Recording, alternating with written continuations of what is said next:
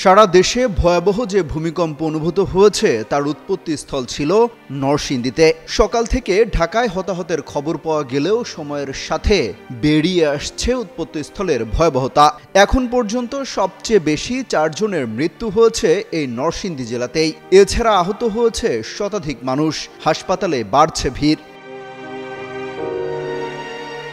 শুক্রবার সন্ধ্যায় নরসিংদী জেলা প্রশাসনের পক্ষ থেকে পাঠানো এক বার্তার বরাত দিয়ে প্রধান উপদেষ্টার প্রেস উইং থেকে সব তথ্য জানানো হয়েছে। স্কিন শুষ্করুক্ষ হয়ে যাবে বলে কি বাইরে যাবে না? জাস্ট 1 2 3 4 করো, স্কিনটাকে রিভাইভ করো। ওই বার্তায় বলা হয়েছে, সদর উপজেলার চিনেশপুর ইউনিয়নের গাবতলী এলাকায় নির্মাণাধীন ভবনের মালামাল নিচে পড়ে 4 জন আহত হন। গুরুতর অবস্থায় 2 জনকে ঢাকা মেডিকেলে পাঠানো হলে কর্তব্যরত চিকিৎসক হাফেজ ওমর নামে 8 বছরের এক শিশুকে মৃত ঘোষণা করেন। তার বাবা দেলোয়ার হোসেন উজ্জ্বলের অবস্থাও আশঙ্কাজনক বলে জানানো হয়েছে।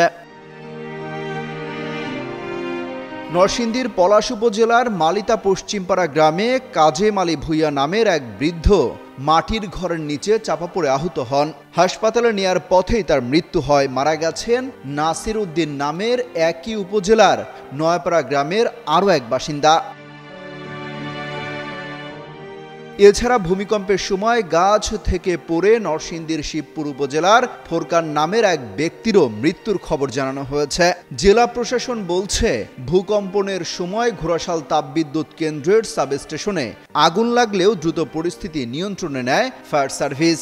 এছাড়া জেলা প্রশাসকের কার্যালয় ও সার্কিট হাউস সহ শতাধিক ভবনে ফাটল দেখা দিয়েছে বলেও জানিয়েছে জেলা প্রশাসন। এছাড়া ঢাকাতে 3 জন এবং নারায়ণগঞ্জে 1 জনের মৃত্যু হয়েছে এই ভূমিকম্পে। আর সবচেয়ে বেশি আহত হয়েছে গাজীপুর জেলায়। সেখানে অন্তত 2.5 শতাধিক মানুষ আহত হয়েছেন। অমিত হাসান রবিন, যুগান্তর নিউজ।